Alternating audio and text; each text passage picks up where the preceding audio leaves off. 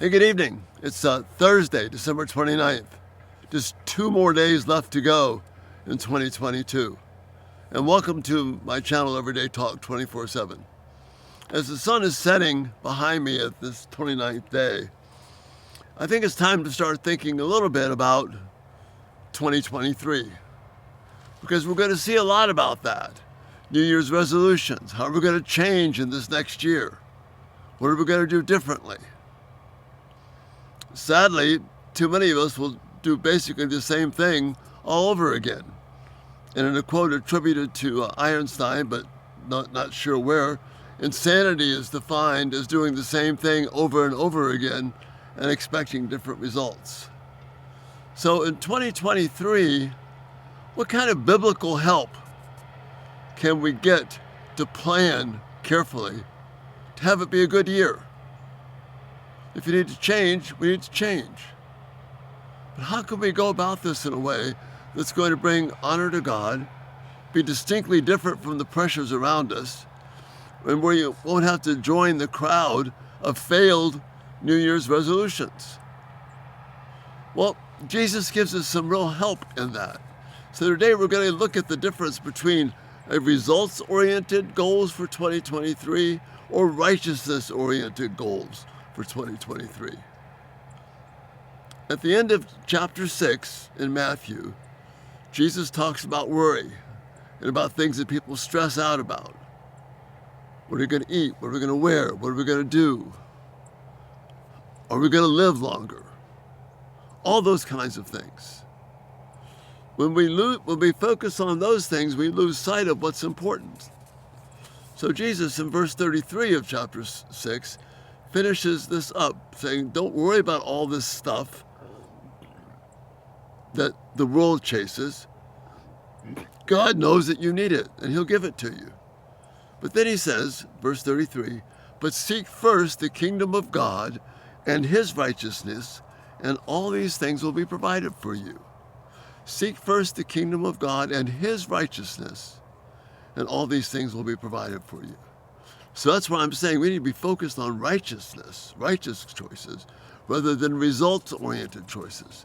Let me kind of briefly go through the difference here. A results focus is we're going to be pursuing things that are measurable. We're going to try and increase profit or do something to get more stuff or to get more satisfaction.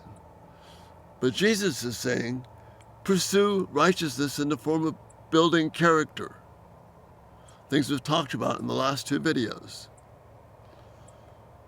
Build character that is hungering and thirsting for righteousness. That's the goal here. Hungering and thirsting for righteousness. That builds character. That's something that will endure.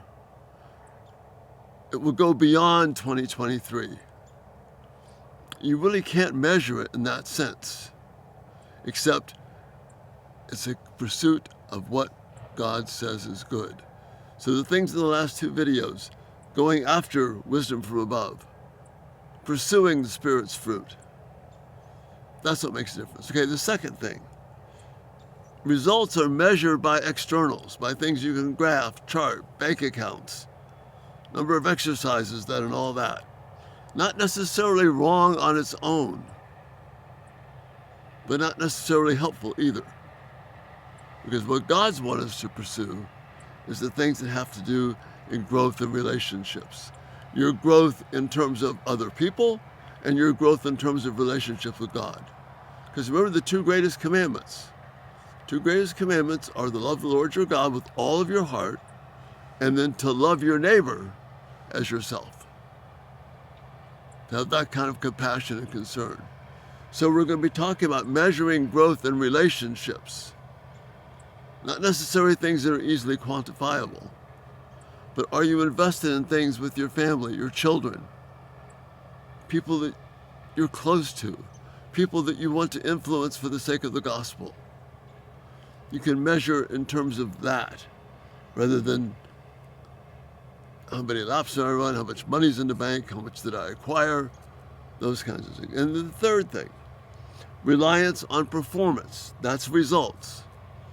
Things that, again, very similar to externals, but I'm checking myself, how well am I doing? As opposed to righteousness, I'm relying on God's faithfulness. See, if I'm relying on performance, those kinds of things, they're stress inducers. If I'm not where I think I ought to be, if I haven't read enough Bible verses, if I haven't gone to church enough times, even though those are really good things to do. See, that's performance orientation. That's not healthy. But if I'm pursuing God's faithfulness and His promises, if I'm pursuing those content of character issues, if I am after building relationships, then that yields peace and contentment. Because I know I'm doing the right thing before God. I'm seeking first the kingdom of God, His righteousness. I'm trying to win and gain the victory in my heart. Because the kingdom of God is best described as the rule of God in the hearts of His people. You can't necessarily quantify that except in these areas of relationship and growth. Peace and contentment comes from this. The Proverbs tell us about this. If we're wise in our own eyes, which tends to be focusing on results, that's not good for our body. But if I'm desiring the Lord's presence, as Proverbs 3 encourages us, then wow, I can know constant peace and joy, contentment before God. And that's it. We're going to talk tomorrow about money and how this fits in here. But let's get these general guidelines first. For 2023, let's not be results oriented. Let's be oriented towards seeing the kingdom of God come alive in my heart and your heart in terms of seeking first righteousness, pursuing character, pursuing things that draw us closer to Christ. And what we have a promise here is if that's where our heart is, God will take care of all the rest. This isn't ignoring things. This is not impractical. This is the most practical thing of all. So give that some thought. Give me some feedback. I'd love to hear it. And again, we're going to talk specifically about money tomorrow. So, check us out for that. Again, great to have you here today. Check us out every day, Talk 24/7. If you haven't subscribed, turn on post notifications. The videos will come right to you. Again, love your comments, feedback, your support. It's just such a joy to be with you each day. And Lord willing, we'll see you tomorrow. You have a great evening. Bye-bye.